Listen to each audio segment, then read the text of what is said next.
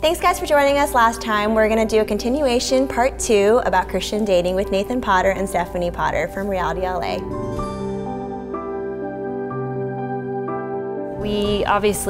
We engaged with each other in so many ways that we shouldn't have, but the Lord was always there to pull us out of our sin and move forward. And then if we fell again, it was the same thing. Yeah. And now after the fact in our marriage, we get to have the opportunity to share with people that we're coming at this from a place of failing. Right. You know, we're not saying, oh yeah, we did it perfectly, so this is why you should do it. We struggled. Right. A lot of couples think, I'm just being honest, so I'm going to share everything about myself, my whole past history, my whole sex past life if they've had one, you know.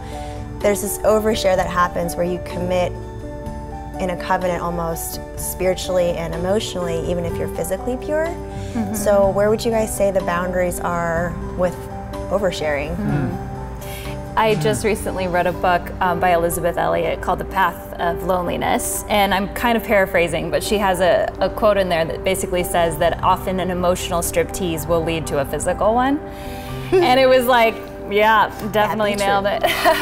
This idea that, you know, intimacy is intimacy.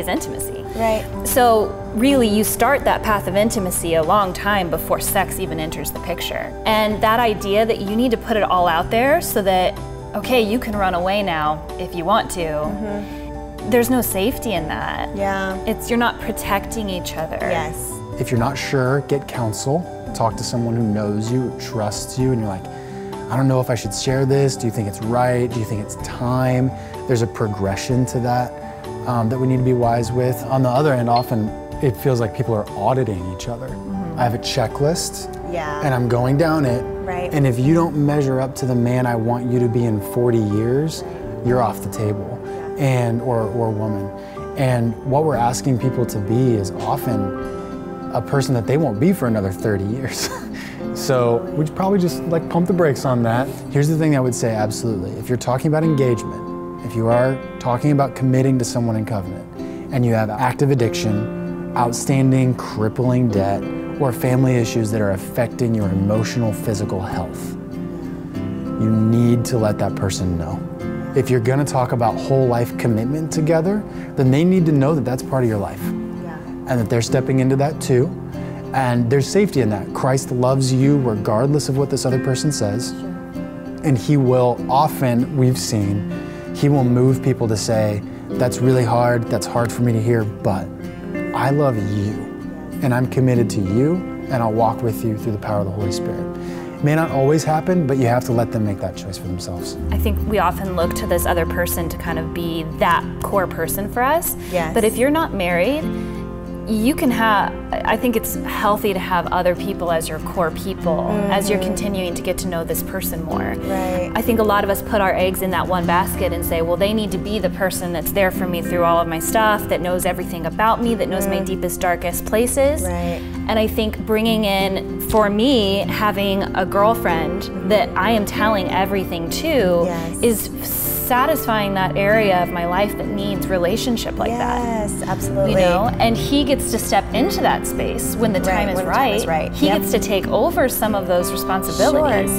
But there are other, we just often think, oh, well, this is my person now. It's like the Lord has so many people around us and is asking us to invest energy and relationship into so many people. And we should do it with the people who are safe. Those safe spaces to do that, rather than the people that would potentially get us into some trouble. You know, I always say our closest friendships are kind of like preliminaries for marriage. Like my girlfriends, they kind of get the first hit of my communication issues and my inability to be tender and kind. And that's living with the body of Christ. You know, being willing to step into those spaces where we're refining each other. It's not just marriage, it's just going to do it all. Exactly. We should be, like you said, progressing into that. Yeah, the grace is powerful to forgive and help us restart. The love of God is powerful to compel us into new things. So if you want to start doing this, start now. And Romans 8, right? Kill sin, put to death the deeds of the body. So the question is, how close can I get before I'm in sin? And I would say, how far away can you get before you alienate the relationship? That's That's the question to ask, because that is what putting to death the deeds of the body looks like, is saying, God loves me too much for me to give into this. God loves you too much for me to impose this on you. Start now, start today, make a resolution, and trust that God is going to carry you through with that. That idea of, you know, like how close can you get before you're breaching those boundaries? I think that something that we do is isolate sexual sin and to look at your whole person and to know that, okay, what areas of my life am I actually struggling in that might be manifesting in sexual sin? But where can I look to my life and say, Lord, what are you not master of in me? Is so important and something that we see our sexual sin and we think we need to fix this. We need to like make sure that this is okay.